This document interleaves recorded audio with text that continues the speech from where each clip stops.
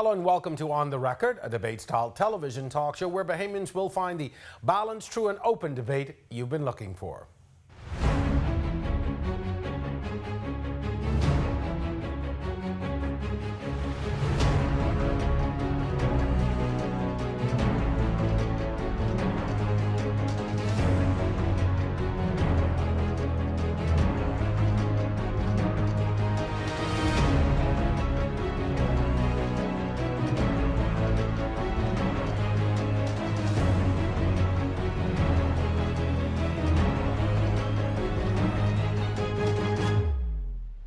Two years ago, the Bahamian public voted in the Free National Movement in one of the most pivotal elections our country has ever seen.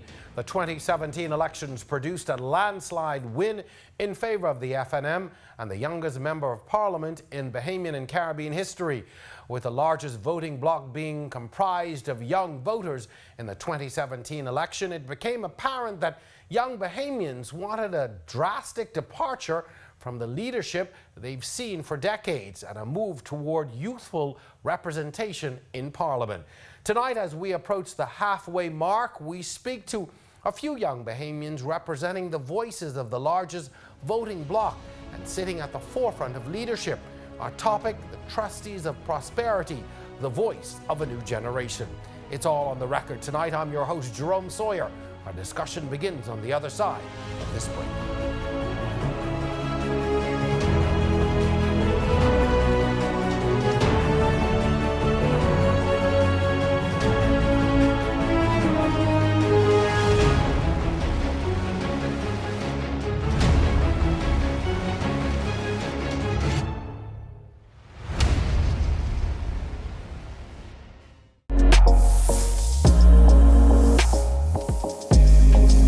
On the Record is brought to you by Alive. Believe in best. Come on, Agnes, I've got all day. Yeah, let's go. Sprained her ankle.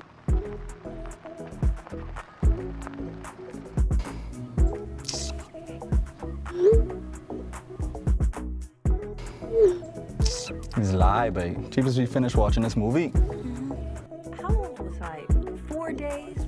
She always just play the same in every episode. I don't understand it. See what y'all missing is y'all need to get to season 3, man. I thought season 1. They say season 2 is where it started, though. No, Years season 3, old and season 3. having to. Alive Postpaid. You're there for your friends when it matters, and we're here for you with more data to stream all the shows and movies you love.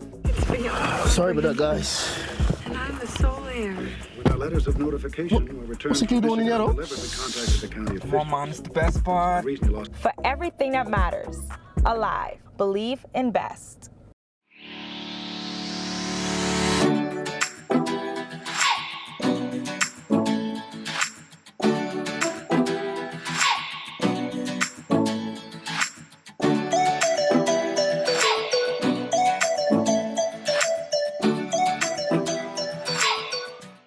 Hello and welcome to On the Record, a balanced, true and open debate you've been looking for.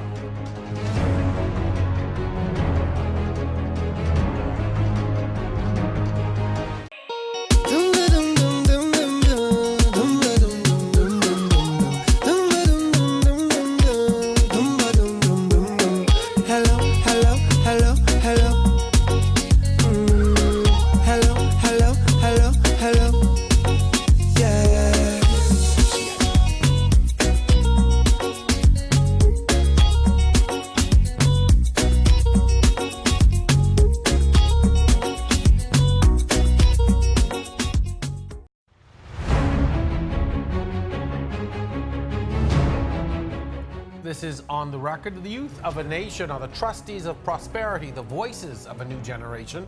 Joining me tonight are three of those trustees paving the way toward a better Bahamas, we hope. Barry Griffin, the Progressive Liberal Party's chair, the Progressive Young Liberals chairman. Barry, I've given you I'm speaking that over your life. The Progressive Young Liberals chairman. Also joining me this evening, Gabrielle McKenzie. She's the Torchbearers Vice President. And Winona Nichols, the outgoing Senator for Business and Hospitality Management at the University of the Bahamas. to both of you, welcome back, and to you, welcome. Thank First you. time on the show. Thank Glad- you for having us. Most definitely. We are continuing with a theme that we started last week. We were sort of looking at where the country has come since the last election. It's a significant week for the Free National Movement as you are about to celebrate the second anniversary of coming to office. But also, we're looking at it from the perspective of nearing the halfway point as we move towards the next election.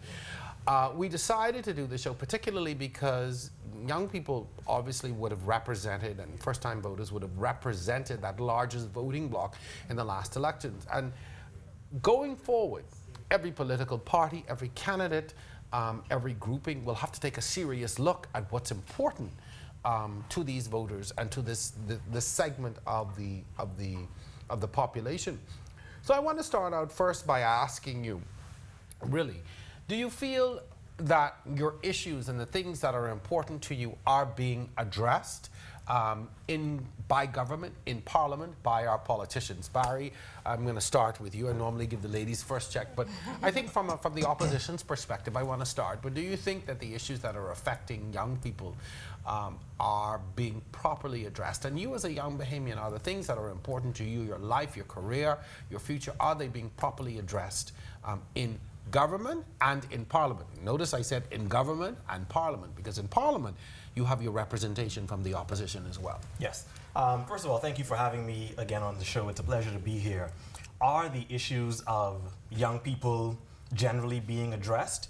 I would say, in my assessment, the current administration, I think they are trying to address a lot of issues, but the frank reality is that there hasn't been much progress, and so the issues aren't necessarily being addressed. One of the biggest things as I move throughout communities throughout the country that young people talk about is jobs.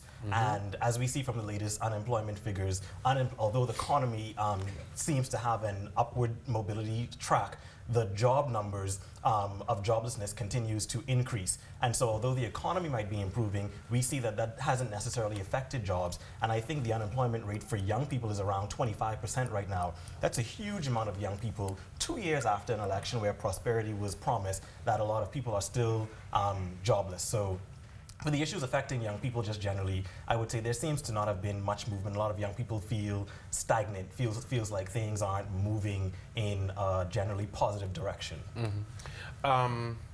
Gabrielle, I allow you now to respond. Your party and government has really within the past, I guess, 2 weeks has talked about what Barry mentioned, this upward tick in the economy, or the positiveness that is being touted about where we're going with the economy. But the jobs question is a real question, so I do want to sort of put that out there. But from your perspective, are the issues of young Bahamians, your generation, being addressed? Good day, Bahamas, and thanks again, Jerome, for having me on the show. In my opinion, they are being addressed. They are being worked on by the government. When we look at the figures, youth unemployment has taken a downward trend. And one of the reasons I believe is because the government is now inspiring persons to be their own boss. And that is literally one of the initiatives that has been started by this administration, with allowing persons to go to BTVI free of charge and cultivate their skills to be their own boss, run their own businesses. You'd see that with also the Accelerator program offered by the Small Business Development Center. You'd see that by the Be Inspired program offered by the Ministry of Youth, Sports and Culture. It's not just a thing of going to school and getting a job, but now can we cultivate more entrepreneurs, more young people to take advantage of their economy and actually have a stake in it. And I believe that that's what this administration has been focusing heavily on, getting young people to have a stake in their country. Winona, we have heard sort of the issue of jobs. You, of course, represent the independent voice. I just want to put it out there. And we thought it important to get someone from the university, because that's really where the large concentration is now of our young people looking to enter the workforce and start careers. But I would have heard both my panelists so far talk about the jobs issue. Again, I'm going to go back to the question, are issues of young people being addressed? And is it predominantly the jobs and economy issues that are affecting our young people? Well, I think jobs are a major factor. what I would like to touch on is as far as our needs being met as university students or potentially university students, the tuition, soon to be free tuition that the Prime Minister mentioned in this upcoming fall semester. So for the incoming students, that will be, burden off of their shoulder. Yes, we currently have the bursary scholar program, which covers most of tuition but doesn't cover fees. And so for a lot of students, fees are still a big cost of going to school, getting your education, and so for a lot of repatronizing students, it's difficult to continue your education. A lot of people drop out. A lot of students have to take long breaks, have to come on part-time, have to juggle school and jobs. And so the free tuition initiative that this government that is supposed to be introducing in the fall semester, I think it's going to have a big impact. But to the point of jobs, and yes, that is a big issue for a lot of students, not just those coming out of high school, but also those coming out of university. You want to have that cushion to be able to say, okay, I know where I'm going to go, after, from here. But we have to also keep in mind that, at least from the university's standpoint, our value proposition is preparing students for a better life in a global society. And so the university's commitment to that is, to give you the skills and to give you that leverage and the ability to have that upward movement in the job sphere. And so that you don't have to have that burden that, someone going right out of high school into the job sphere has. You have more to offer. And so that means that more education has a high correlation with greater income. So the more education that you pursue, the greater your chances are of, withstanding that higher. But before we move, I just wanted to address matters that both panelists sort of brought up. So when I mentioned jobs, I was talking strictly about unemployment, but just to talk about it more holistically in terms of employment, in terms of entrepreneurship, and going back to your question on if the government is addressing the needs of young people. So two of the programs that my panelist here would have sort of suggested that was started by this government, it's rebranding of things that have already been done. The Self-Starter program has been a part of the government repertoire for over, I would say, over 10 years, where Probably grants are longer given. than that. I think that may have started under Charles Maynard. Okay, so exactly, and so but I'm saying that's the be your own boss sort of program, and so it's not a new initiative. Agreed. In addition, you have the entrepreneurial fund that has been sponsoring new entrepreneurs again for well over 10 or 15 years. So again, the other initiative, the Access Accelerator, these are rebranding of programs that have already sort of been there and existed.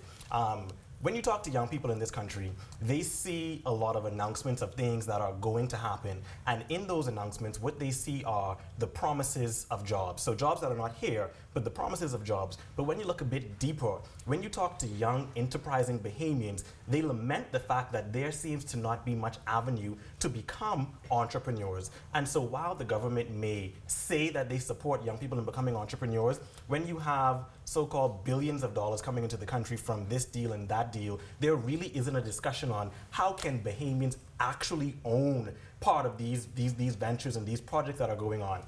So you talk about the jobs that come out of them, but young people, we are really focused on being owners of this economy. We want to know, how can my business fit into this program that you're talking about? How can my business fit into this project that you say is going to come here and bring millions of dollars? It is a valid point, and I want you to address it. And that's something I sort of think about from time to time. When you hear, an announcement of the port renovation, or you hear that, I say to myself, well, how can I become a part of that? Or how?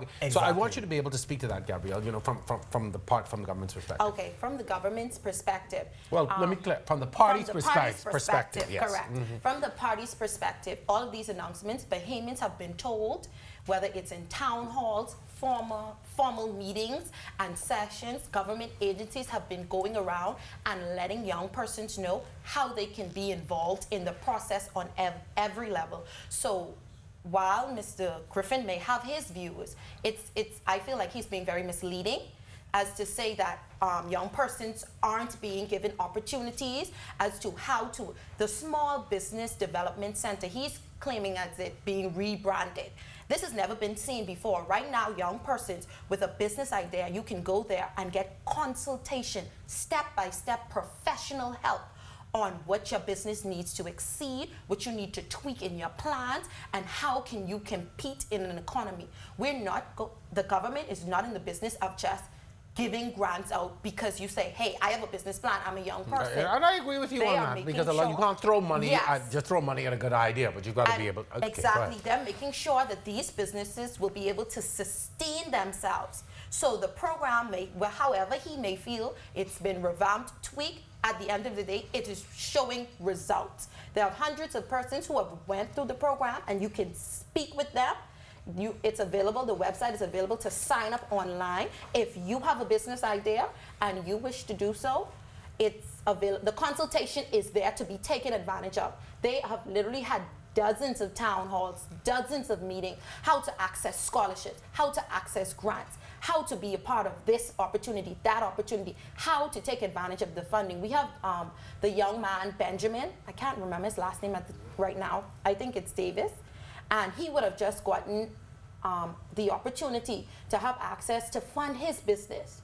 Something that is unprecedented, unheard of, whether these programs existed before. Where are the fruits of the labor? Unprecedented or unheard of if it existed where before. are the fruits? Where are the fruits, Okay. though? Where are the fruits of the labor? Winona, I've got to ask you though, do young people feel like they have a stake in the economy? You know, I'm a little older, so I have seen the projects that have come through successive governments and the promise of jobs, the promise of better economies, but most often, the most we can look forward to is a job. Yeah. And I think it depends on what perspective you're coming from. So if you are the high school student that just, you know, is not pursuing tertiary education, you know, you really are just looking for some money in your pocket, then for you, yeah, you are looking for, you know, these initiatives that, you know, the government is interested in, you know, a job in a hotel, you know, a job in a restaurant, whatever the case may be. And so if you're coming from that perspective, yeah, a job sounds nice and you're not thinking in the long haul, you know. For a college student, however, you know, you're thinking of, I want a lasting career, I want financial stability, you know, I want something that's going to offer that. I have this degree, I need exactly. This needs to pay and off. You wanted to say something, you know, you spend 4 or 5 years at a university, particularly at UB, and you want, you know, to be rewarded based on that amount of effort and that amount of time that you spent. And so for us as university students, potentially university graduates, you know, we are looking for industries that, you know, promote all of the skills and, you know, develop those skills further, not just a job that may be here today and gone tomorrow. You know, because when you do have this, you know, foreign investment in the Bahamas, you know, these people, yes, and it's all well and good, you know, to have all of that, you know, there, but these are people that are not invested directly or into, vested, right, yeah, into, you know, the longevity of, you know, or the growth of Bahamians and young Bahamians, and so empowering young Bahamians in particular, right, and so in the event that, you know, they said, well, you know, we can get labor cheaper, because keep in mind that labor is extremely expensive in the Bahamas. We have one of the highest labor costs in the region, and so when they see that Trinidad is offering it cheaper, which a lot of the banks have been doing now, you know, they've been going to Trinidad, they've been going to Jamaica. So, you know, yes, jobs are great, but it's in what capacity are we looking at this? Are we looking right now? Are we saying, you know, we're in term for 5 years, so we want to, you know, make ourselves look good? Or are we looking at a more long distance into the future type of plan? Folks, we've got to take our first break. Hold the thoughts. We're going to pick up the discussion right after that. A quick break we've got coming up. We'll be back with more on the record right after this.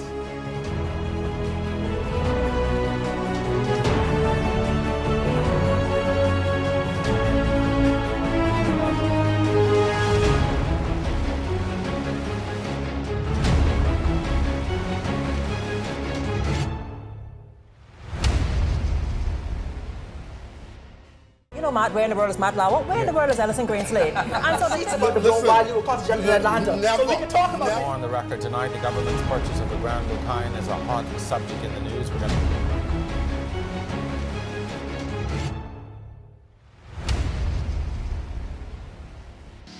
Hi, I'm here to tell you about the fastest way to purchase the vehicle you want right from home. With SBT Japan, we import used cars from Japan straight to you.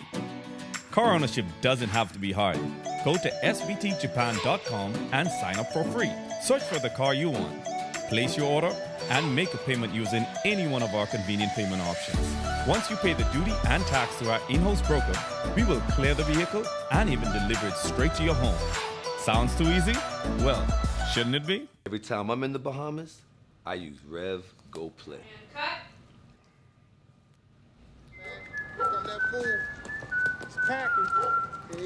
Yo. Wait, Omar coming.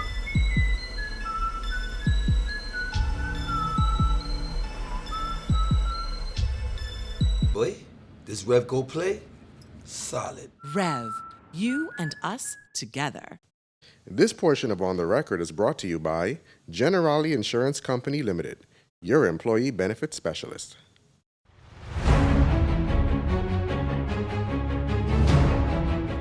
Welcome back to On the Record. This is the second in a series of shows looking at the first 2 years of the Free National Movement's tenure as the government. This week, though, we talk to probably the most important sector of the voting population.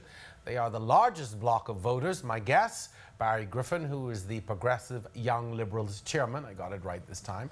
Gabrielle McKenzie, the Torchbearers vice president, and Winona Nichols, outgoing senator for business and hospitality management at the University of the Bahamas. As we went into the break, we were really getting into this question of how effectively is the government addressing the issues of our young people, specifically jobs, which is, you know, obviously going to be top of mind for young people especially. But, you know, got into whether, you know, jobs versus ownership in the economy. And that's always a big thing. I think for my parents, even grandparents, even for my generation, we focused a lot on, you know, getting good life, getting good lives for ourselves. We wanted good jobs. Your mom always said, you know, got to get a good job, get your pension, you know. But things are changing. Yes. Your generation is no longer sticking to that one job or two. You guys are, you know, changing jobs almost yearly, you know, looking for different careers, opportunities. The landscape has changed. And my question always is, you know, is this government, as others, are they keeping pace with what your needs are, with what you want, with your future and where you want to go? What's the point of seeking further education, of doing well in school and doing all these things that, you know, mommy and daddy said that you should do when the opportunities are not there? And my question, going back to really, you know, are the things that are important to you really being looked at in a tangible way? And I think, Barry, you wanted to jump in before we went to the... Yes, so just to sort of expand on what we're talking about, it's all well and good to have a few programs that help young people, and we're thankful for that. But I think one of the most important things of the government is to have a vision for the country, for the empowerment of young people, a vision that people can buy into. And what I think we find here is that the regular day-to-day minutiae of government is sort of being run haphazardly, maybe not that well, but it's being run. But there hasn't been a grand vision or a plan being presented that young people can buy into. So for example, in terms of the empowerment of young people, we see many different industries popping up worldwide. Why is our government always the last to hop on these trends or to be forerunner? Why the government had promised legislation to address cryptocurrency and blockchain. They had said that would be tabled from August or September of last year. We're now into a new year, still hasn't been tabled. That's an industry that many bright, intelligent young people can get into right away.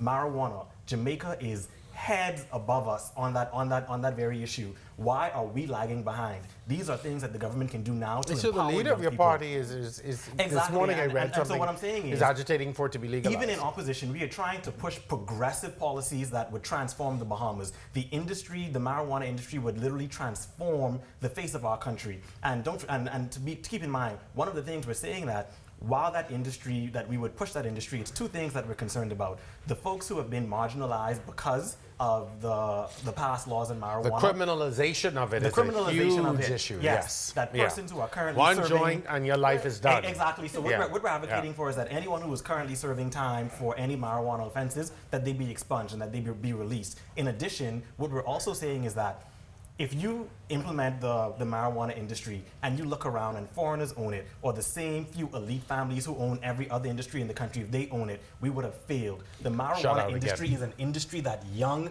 Bahamians can really take hold of. And so those are things that I think young people want to see addressed. We're looking for a progressive government that comes with these ideas that we can follow. But we aren't getting that through this government. You're saying get the ganja going. Stick a plug right in Go there. ahead, go ahead. I think it's, again, misleading because there has been a marijuana commission formed. Yeah, and then led where by were these Bishop Simeon Hall, progressive ideas 2 years ago when his party was just at the helm, when the Christy Davis administration was in charge of bringing these legislations forward. Marijuana didn't just pop up. This isn't something completely new to us. Where were the progressive ideas then? Where was the Christy Davis administration on the issue then? In opposition, reclaiming my time. In opposition, we can say and dance and do a lot of things, but when it's time to govern, I think we have already judged your party based on their 5 years. It is now 2 years in, and I feel that the party has been being whipped and beaten straight through. At the end of our tenure, at the end of the Free National Movement tenure in government, they will have to be accountable to all Bahamians for what it is. But I have to ask you something though, Gabrielle, and I brought it up and I can continue to bring it up. It is the FNM and the FNM government that continues to reference the PLP and the past of the PLP. So it's really the FNM, in all fairness, who continues to drag the PLP into the current discussion. They're being brought into the current discussion because they're saying now, okay, why aren't you doing this and why aren't you doing that? But you just had the opportunity to do this. We are prioritizing certain issues, and the Prime Minister isn't just saying, okay, this one term, things are going to happen in this one term. The Prime Minister is looking, the Most Honorable Dr. Minnis is looking for another term. Barry. I find it completely incredulous that 2 years in, that the party that is the government is still referencing the opposition. And you find it oftentimes when you listen to the talk shows, when you read the newspapers, what you find is when they are asked to be held accountable for anything that they've done or promises that they've made, they immediately reference, oh, the PLP didn't do this, or the PLP did that. I never said The country voted the PLP out in 2017. The country is expecting a government. Can I speak? The country is expecting a government to govern. What we have here is the government showing again that there's no vision, there's no plan. So what do? Reference the opposition. As far as young people are concerned, I think young people are tired of that. And what they're looking for, what I think they're discovering is, I think the last time I was on this show was around the same time last year. And what I said at that point was young people are concerned that they aren't seeing the movement that they expected.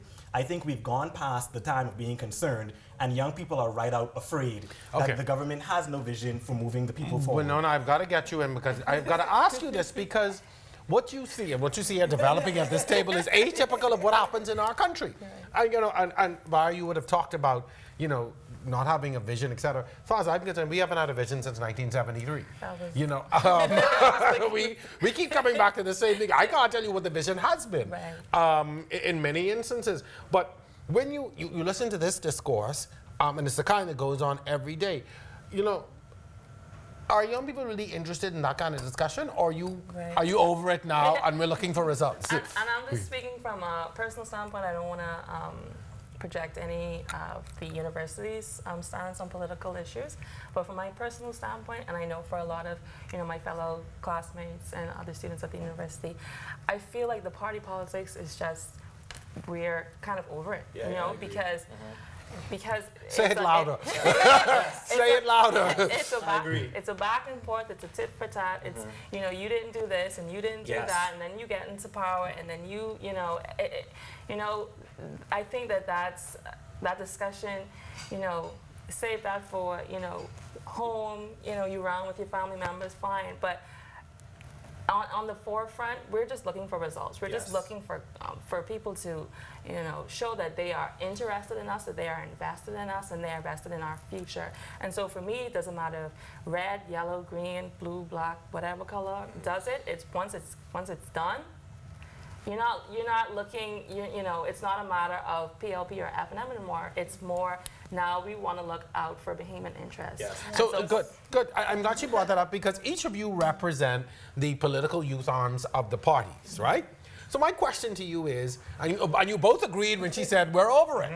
Is that the message that you are carrying back to your leadership? That what we see every day in Parliament, in the media, in the information that comes from the parties, the back and forth, are you taking that information back to say, hi, this big block of voters here, they're done. Yep. They're over it. They want something different. Is that message getting back to those who are, leading your parties? Yes, I believe the message is getting back to them. The Prime Minister sets up quarterly meetings with us to review. Us meaning the torchbearers? Us as the youth arm, yes. Youth arm, okay. The youth arm to convey issues that young persons are facing, and we speak with him about everything. Do y'all speak candidly, or y'all just go in and do the Emperor's New Clothes kind of thing? Yes, sir. Yes, sir. We love you.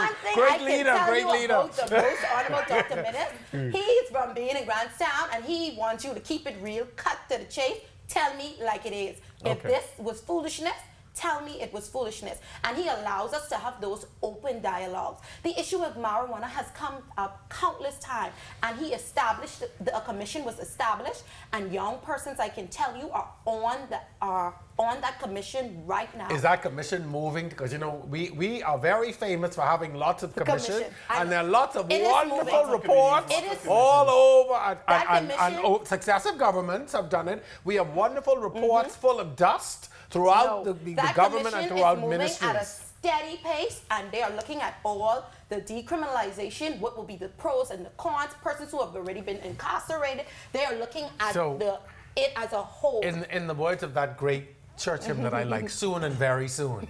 Soon. All right. I can tell you, we should be hearing from that commission very soon. Barry, I'm posing the same question to you. Is your leadership getting the message? Your leadership. Yes, so just going back to what Winona said, first of all, I'd like to say I completely agree with her sentiments, and that is what you get from young people when you talk to young people. Listen, I over 40 and I over it. I can only imagine. So I would say, although I'm here representing the PLP, for me, I'm first and foremost a young Bahamian. Yes. And so whether it's the FNM or the PLP or any other government that implements these sort of progressive policies that young people want, I would support it. At the end of the day, whether the FNM or PLP is in power, I have to live in this country. My family lives in, my friends, and so we all want to have a stake in this economy, and we all want it to succeed. So the fact that we're here representing two different political parties, I think that as a generation, we can all stand and say there's certain things that we as a group, as a bloc, want to see happen.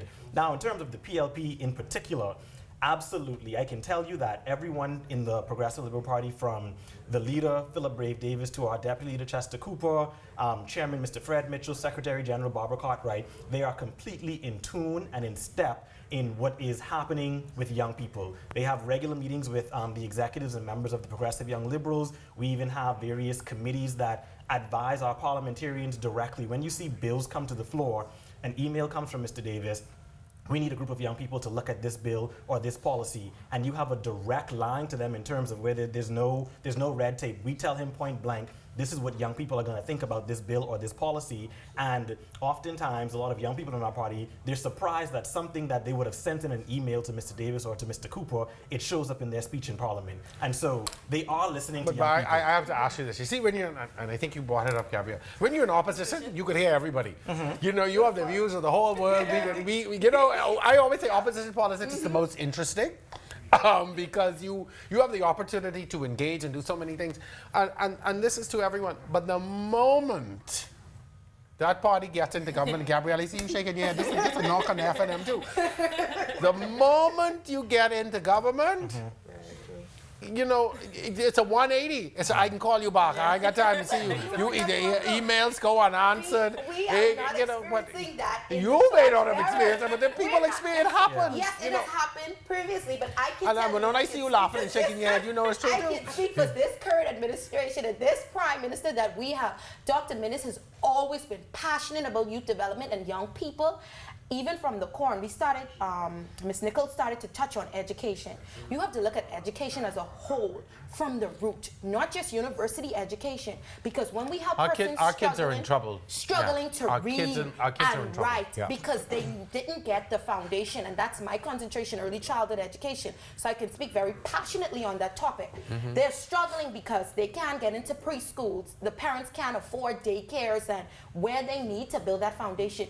This administration has made it their mandate to make sure that persons are in schools. The government preschools can't hold them all. I can tell you for a fact, I can sit here and say that they have been given stipends to attend private schools, St. Thomas More, all the likes, and get their children the foundation that they need so when they enter school, they are properly prepared. I want to stick a pin in the education discussion because I want to use the next segment to talk about that. Okay. And we're gonna really defer to you once we come to that segment. But one of the things that I'm always curious about, and you all are from within the inner workings of the bodies, you know, things are pretty calm now because we're nearing the halfway point. Mm-hmm. But as we move into elections, some things begin to happen.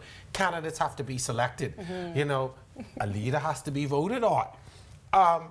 And then the good old boys come out. The good old boys come out because some things, the stalwart councillors and the heavy hitters in the party, they have to have their say. Now why you just call it our stalwart but the FNM is the same. We have our emeritus council Sorry, I call them stalwart councillors. I mean, but the meritorious, sorry, the older folks who have the say, so who have that voting, who have that voting power. That's where really and I call it, that's where the reins are put on the party. Mm. And to what degree do these groupings of young people, to what degree do you affect what happens if tomorrow it is determined that the PLP needs to change their leader? Do you all have a say-so in that? Or do you all come and say, Mr. Davis, with all due respect, we need to change the leader? So what's going to happen? What I would say is just internally in terms of the PLP politics, the Progressive Young Liberals as a bloc, we have voting power at the convention. In fact, one of the recommendations that went to leadership is that young people in particular should have a greater voting bloc. And so in the constitution of the PLP that's going to be ratified at our convention this coming July, what you would see is expanding the voting bloc of young people. So whereas there was a smaller number of votes, young people in each constituency now would be able to vote. I'm going to get in the PLP's business and I'll tell you why I'm asking this. A lot of the young people said to me in the run-up to the election 2017, said to me privately, but sat on the show and said differently, said to me privately, Christie gotta go. We know that we're not going to, told me we know that we're not going to win this election with Mr. Christie as the leader, but yet we got to convention, I saw one leader. Mm-hmm. To me, that's disingenuous. And Gabrielle, same thing. There were many young people who were not supporting Dr. Minnis in the run-up to the election, but went along. That's disingenuous because it does not always represent the views of the wider population or what people really want. Well, I can tell you for a fact. No, hold on. I was in the PLP business first. What I will say is that's part and parcel of the minutiae of politics. The Progressive Liberal Party chooses its leader. And so you can't discount stalwart councillors and other voting blocs of the party. They do have a say. At the risk of losing the election, though? What I would say is the PLP has learned its lessons from the last general election. Okay. And as I was saying before, our Constitution has gone on an overall reform, and part of it is to ensure that the voting bloc inside the PLP more accurately reflects the voting bloc of the population at large. So you'll have things, for example, a larger presence of the women's branch in terms of a voting bloc in the PLP, a larger presence of Progressive Young Liberals as a voting bloc in the PLP. And so you would begin to see that those who are putting the ballot down in the PLP at conventions, they're going to look more like the general population. Okay. And so we've learned from lessons of the past. Now, and Gabrielle, transforming. there were many young people who supported Loretta Butler Turner. There were, but democracy always prevails. And in the Free National Movement, we are very democratic. There's a democratic process. And I can tell you the Torchbearers Youth Association has always had one of the largest voting blocks at the convention. From our inception, the Torchbearers were started the year after. 1971, the party was established. 1972, thus was born the Torchbearers Youth Association. That's the year I was born, by the way. So we have always had a vision. We were designed with young people in mind. Okay. Always. But you know, folks, we've got to take a. Winona, I know you ain't. You was out this route. Definitely, but we come back with you. We gotta shift that discussion a little bit. If you are enjoying our discussion tonight, be sure and stay tuned. Our show continues right after this quick break.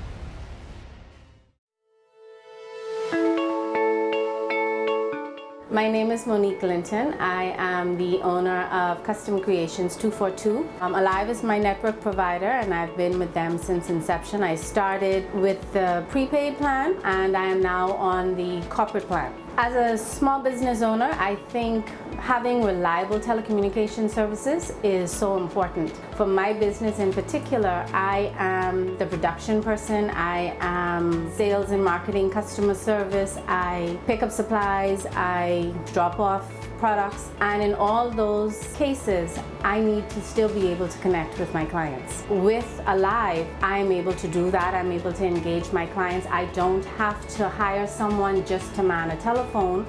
Wherever I am, my business is with me. My name is Monique Linton, and I believe in best. I bring it, I bring it, I bring it, I bring it, I bring it, I bring it, bring the iron love. I bring it, I bring it, I bring it, I bring it, I bring it, I bring it, bring the iron. Hold it, make some noise, jump around and make some noise. Hold it, make some noise, jump around and make some noise. Jam my hand, woman, bring them on.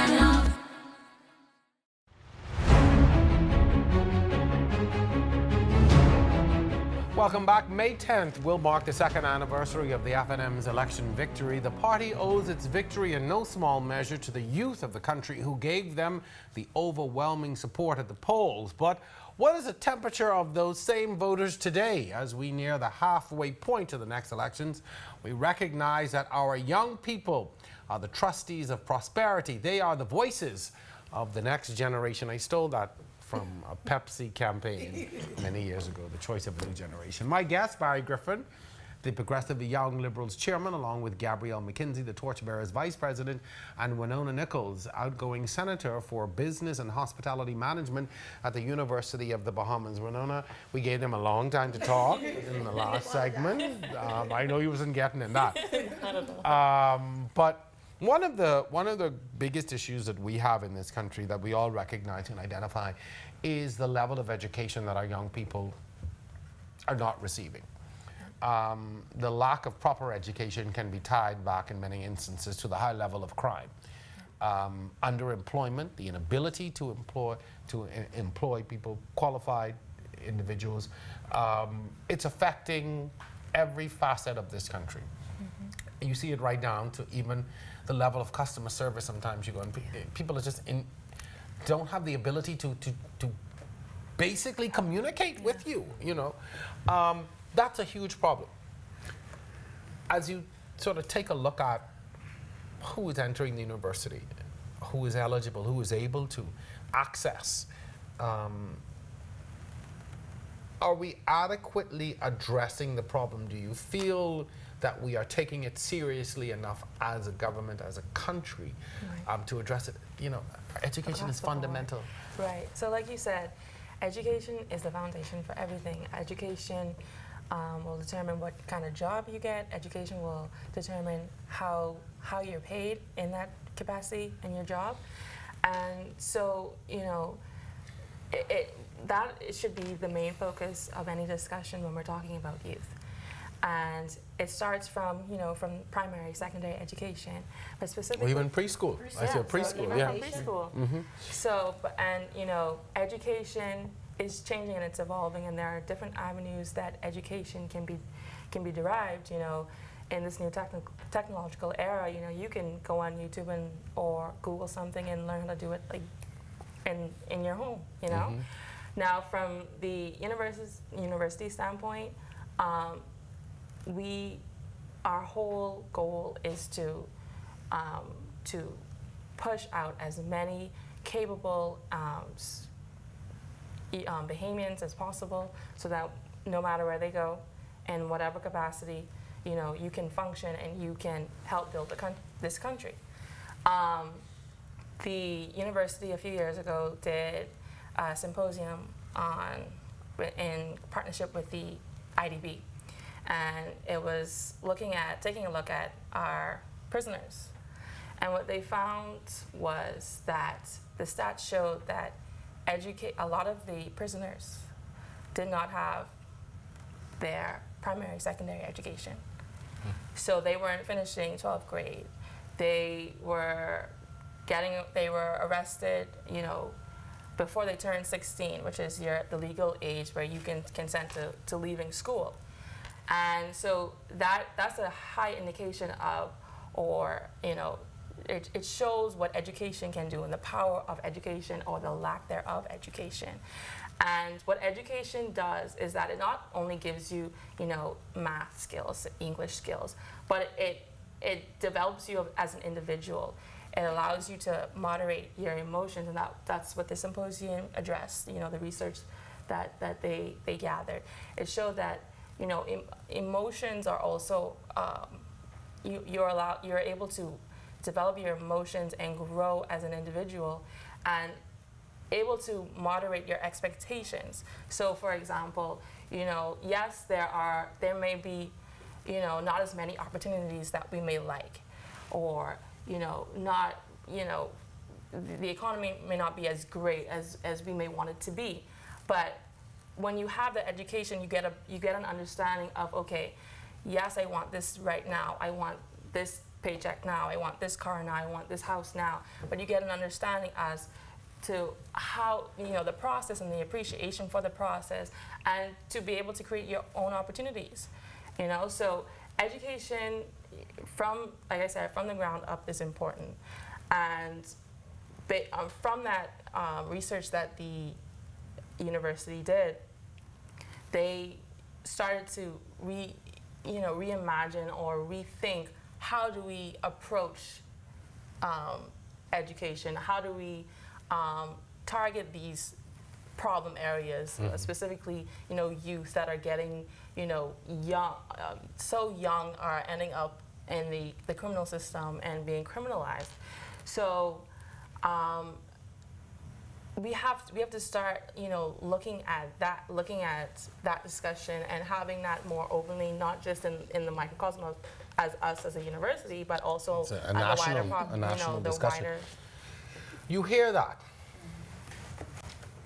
It should, and I applaud the university, you know, for the work that it did. But I could have told y'all a lot. I can tell y'all, those fellas in jail had that problem. But and it's systemic and it's systematic. And what, you know, I think is so disappointing to me is that, you know, as a young nation, there was all this focus on education and free education, and, you know, there was a time when any Bahamian who got accepted to a university abroad was able to go, you know, on the government's purse. So we started out with this focus and this thrust on education, but then something happened. And again, I'm going out for both parties. It has continued to worsen under successive governments. We are at the point now where you have 12th graders who are trying to obtain BJCs in order to get a national diploma. BJCs, Ninth grade. which you take in ninth grade. So ninth grade English and math, you can't seem to get up to 12th grade just to get a national, just to get a piece of paper to say that you went to high school. I could read. That is an indictment on all of us. On the system, on everything. On all of us. Again, I'm going to ask you, what are we going to do? What are we doing? I think, Jerome, we have to come together as a society, put all party politics aside. Good luck put with that. all- Go ahead. It's actually, it still takes a village to raise a child. And growing up, we were taught that anyone could chastise you, anyone could correct you. We see children roaming the streets during school hours. And if Susie down the road says something, the parents want to fight and get into confrontations, don't talk to my child. But it still takes a village. If your child is not doing what they're supposed to be doing and an adult says, hey, no, you shouldn't be doing that. Where did this culture come from where we want to I find the attack? parents don't know what they should be doing, so We they want can't to have a attack. position to So tell this children. is- But anyway, this that's is- another discussion. This is where Go we're ahead. at now, Jerome. So for me, it's now, that generation has already made its mind up of what it wants to be. So now it's about planting new and fresh seeds. We can't change what they've already done. We can't And discount we can't them. no, we can't discard them either. But we can start to work towards programs, there are parenting programs offered by social services. There are also numerous constituencies offering GED classes to persons who may have not finished school across the Bahamas. We have to try and get persons to take advantage of those programs and encourage their kids to do the same. So once we educate the parents, they will see the value in, hey, let me send my child to preschool now. The government is offering this free of charge. It's important for them to know how to read, to write, so they can be able to be good critical thinkers and problem solvers. Barry, you've got to get in last word before we go to the Yeah, break. so I know we're talking about education, but this is an opportune time to bring in a lot of the social discussion that is missing from a lot of our discussions when we Agreed. talk about the economy, when we talk about education, and the study that UB did sort of brings that into focus. I'll share a story. I was in the Grove about a week ago. And I Now was we have two introduced- groves. We like Coconut Grove or White Grove. the real Grove. The real Grove. Yes, yes. And I was introduced to a single mother. And we got to discussing, and you know, she revealed to me a few things, and her story to me brings into great focus how we need to focus on a lot of the social ills in the country. She said that she wasn't able to send her son to school for a week because she couldn't afford to. I didn't understand that. What do you mean you couldn't afford to? School is free. He goes to a public school. She said, I don't have $1 to give him to eat. lunch, yeah. I don't have $1 to put him on the bus to go to school.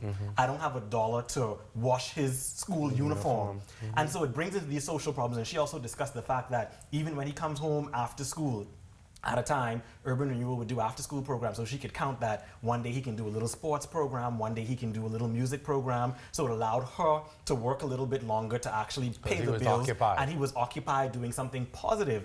And when she rallied all these social issues to me, it brought great attention to the fact that we try to do policy in isolation when we have to realize that a lot of these things are very much connected, because if the mother can't afford to feed her child, to clothe her child, to give him transportation, what state do you think the child is coming in? And then what if does he do actually after doesn't make it school? And what does Yeah. he do after school? Yeah. So my thing is, a lot of the social programs that successive governments would have initiated, my hope is that this current administration wouldn't just cancel a lot of those programs, would continue those programs, because a lot of the social problems contribute to the problems we see in education We've today. got to take a break, but I will say this. You both talked about the fact that we need to remove politics from these. And the problem we have is that every time there's a change in administration, we seem to throw the baby out with the bathwater. Cancel, yeah. It's like we throw everybody, get rid of that because it came in under a previous or another minister. Yeah. And I think a lot of times the missed opportunities. I always say if it's a good program,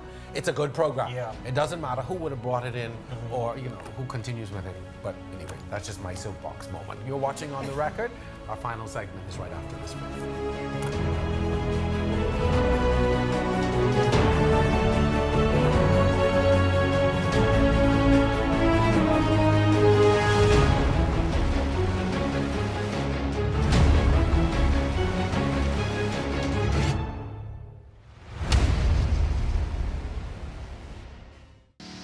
Hi, I'm here to tell you about the fastest way to purchase the vehicle you want right from home.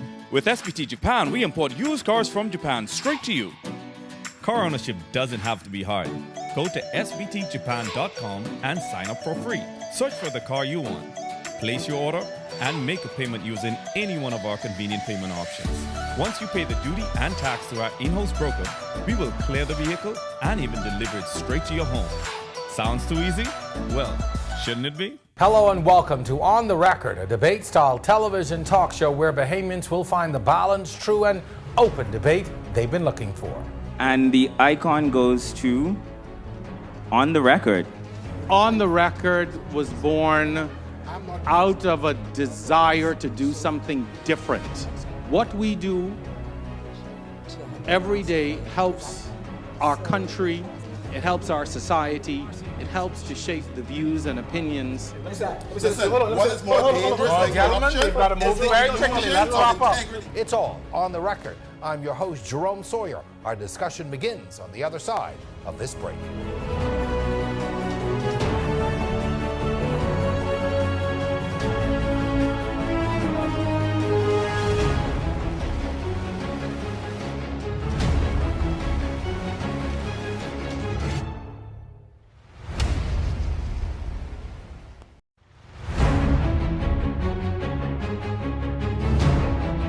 Welcome to our final segment. My guest, Barry Griffin of the Progressive Young Liberals. He's the chairman, along with Gabrielle McKenzie. She's the Torchbearers Vice President. And Winona Nichols from the University of the Bahamas. I can give you full title. We're running out of time. We just had a wonderful conversation off camera about the cultural nuances that we have as a people. One of the biggest issues that we've identified really is the public service. The lack of efficiency, the lack of training, that kind of thing. As young people about to enter the workforce, you've come now with a university degree or you've come out of high school, you're prepared, you enter the workforce and you're almost stonewalled. Miss, we done been here 20 plus years doing this. Wait your turn. Is that something that is inhibiting our young people? Do you see it even before you enter the workforce? Are you concerned about it as you prepare now to enter into the wider society? I think that is always a concern because when you're coming out of university, you expect a level of upward mobility.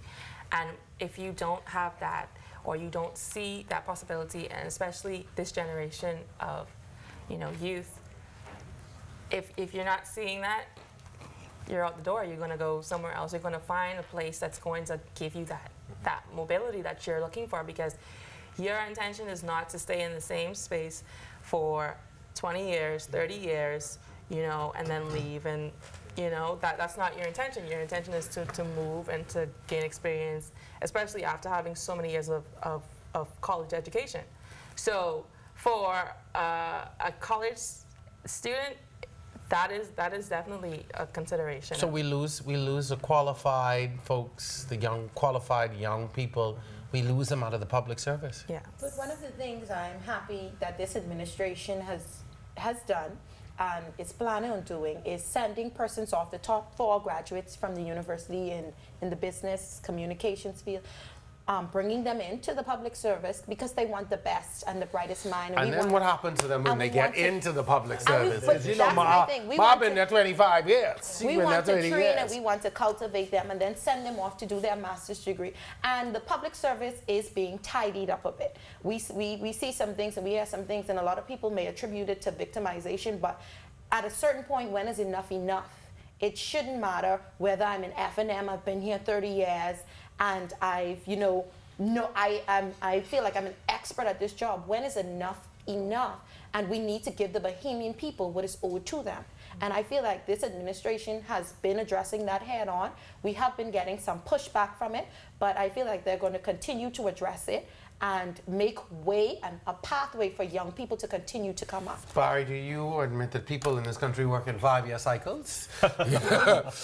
I think, as we stated before, I think it's one of those cultural nuances of Bahamian society. We've been taught certain things and entrenched, but what I would say is that I think our generation collectively sort of detest that type of mentality. So I Amen. think he would find that young people, whether in the private sector or the public sector, we're the ones who are trying to push change, and where things can be more efficient or improved, we're the ones who support that. So I don't think it has anything to do with sort of political affiliation. I feel like perhaps it's generational. Things were done a certain way back then, but I now hope you have so. a new generation who is pushing for transformation. But I would say let's not be too idealistic about that, because we are coming up still underneath these, these people that have these ideologies, and a lot of those times those can rub off. And I'm speaking in my capacity as the senator for Student Government Association, and so, I see where those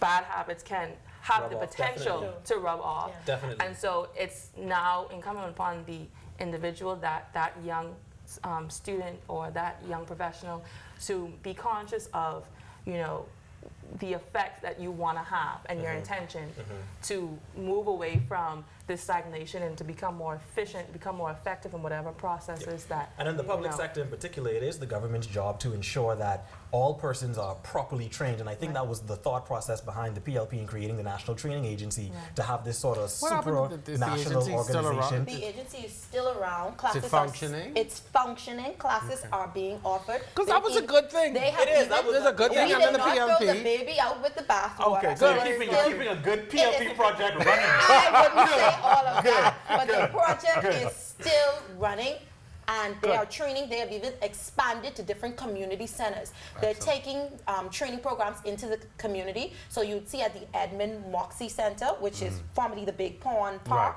you would see that trainings are going on there, so that persons from the inner city don't have to travel all the way to Gladstone Road. Right. They can come right in their It's near home. to them. And Makes a lot of sense. And Jerome, that's what we need more of. Where this government, this administration sees that there were projects that are fruitful, that could be successful and good for the Bahamian people, they should be continued. So I encourage them to do I'm that. glad to hear that. Folks, we're just about out of time, so I'm going to use these last few moments just to get some closing views.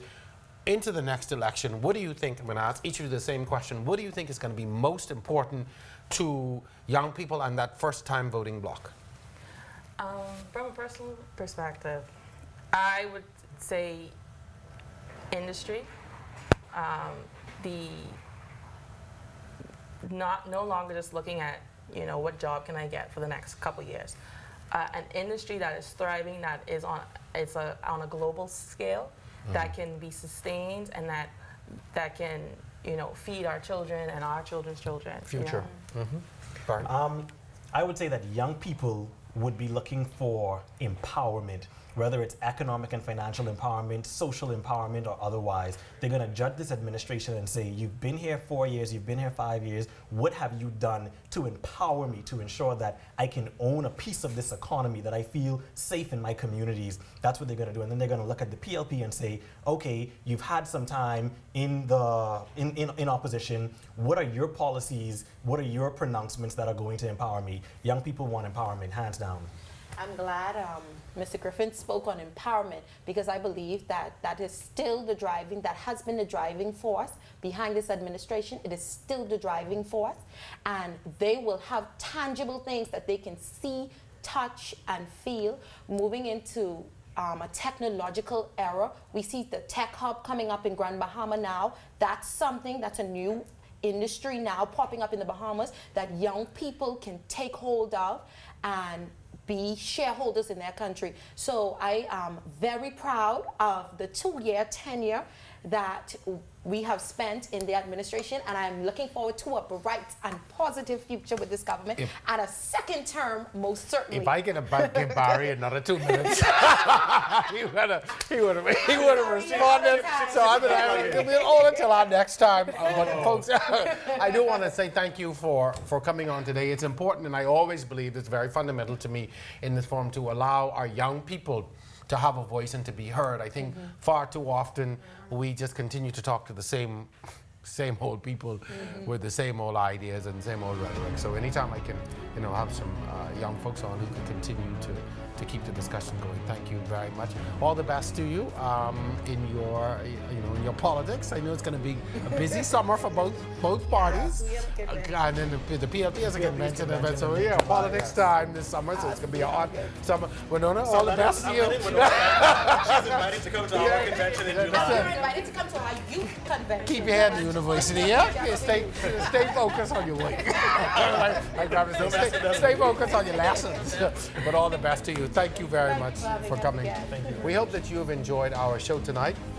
Very special thank you to my guests, Barry Griffin, Gabrielle McKenzie, and Winona Nichols, my producer and technical staff. Once again, I'm your host, Jerome Sawyer. We'll see you next time on The Record.